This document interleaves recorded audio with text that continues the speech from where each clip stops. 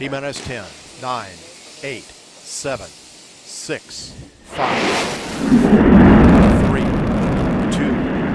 1, 0, and liftoff of Space Shuttle Atlantis on a mission to build, resupply, and to do research on the International Space Station.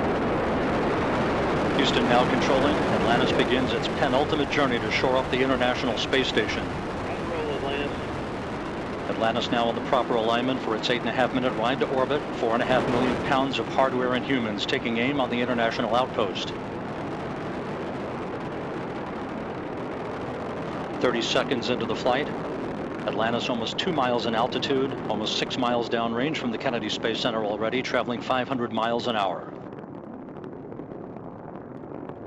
The 3 liquid fuel main engines now throttling back to 72% of rated performance, going into the bucket, reducing the stress on the shuttle as it breaks through the sound barrier.